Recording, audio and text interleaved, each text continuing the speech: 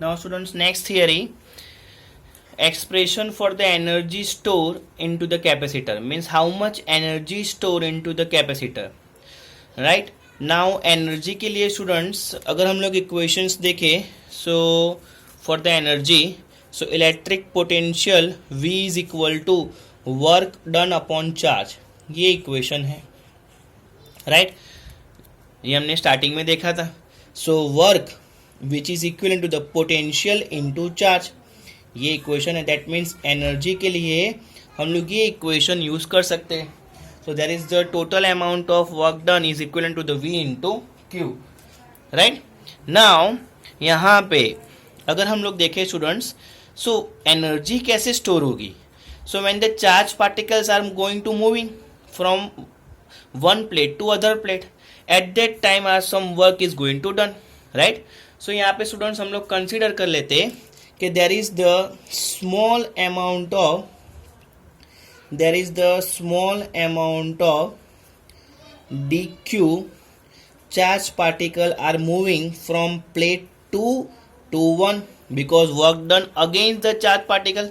Means यहाँ पे एक स्मॉल जो चार्ज पार्टिकल है डी क्यू वो मूव हो रहा है from plate to one. So there is the electric potential difference. So there is the, let us we consider the electric potential difference, we can consider the V, right. So there is the small amount of work is going to done, right, is equivalent to the dq into V, right. ये equation आया, equation number 1. Now for calculate the total amount of work done, for calculate the total amount of work, so total amount of work done, so there is the total amount of work done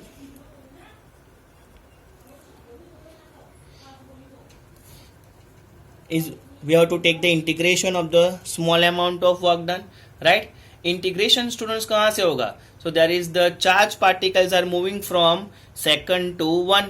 means यहाँ पे initially charge कितना होता है? Zero to q amount of the charge. Clear? So integration work is equivalent to the integration of the charge particle, right. Change the amount of work is equivalent to the electric potential into d q. So v into d q. And we know V is equivalent to the, हम लोग क्या लिख सकते हैं students? V is equivalent to the, what is the relation between, because हमको capacitor के लिए equation लेना है. सो हमारे पास इक्वेशन है V electric potential is equal to Q by C. So यहाँ पे इलेक्ट्रिक पोटेंशियल की जगह पे हम लोग Q बाय C लिख सकते हैं. So total amount of the work done is equal to the integration of 0 to Q and electric potential की जगह पे स्टूडेंट्स हम लोग लिख सकते हैं Q by C into d q. किसका डिफरेंस मीन्स किसका हमको इंटीग्रेशन करना है? Change the charge particle. So C क्या हो जाएगा students? Common. So work done is equivalent to the C, यहाँ पे क्या हो जाएगा? कॉमन हो जाएगा, right, into 0 to Q by d q. Now आपने देखा हुआ इंटीग्रेशन का फॉर्मूला स्टूडेंट्स देखा हुआ, integration of x raise to n dx is equal to x raise to n+1 upon n+1, right. So यही फॉर्मूला अगर हम लोग यहाँ पे अप्लाई करें, q के ऊपर कितना है students? q raise to 1. So integration work is equal to capacitance q raise to 1+1 means 2 upon 1+1 mean 2. So right, यहाँ पे ये 1 बाय C आएगा क्योंकि C डिनोमीटर में है.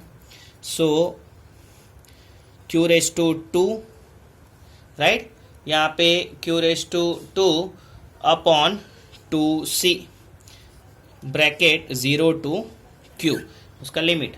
Clear? Okay. So total amount of work done, Q की जगह पे Q रखो तो Q रहेगा -0.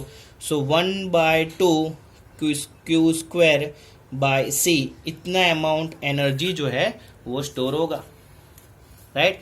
Energy store into the capacitor which is equivalent to the 1/2 Q square upon C. Clear. Now students, यहाँ पे हमने देखा कि work done is equal to 1/2 Q square upon C. और इसके रिलेटेड हम लोग एक और इक्वेशन भी लिख सकते हैं, because we have equation work is equal to the voltage is equal to, हमने देखा कि स्टूडेंट्स क्या होता है Q बाय सी.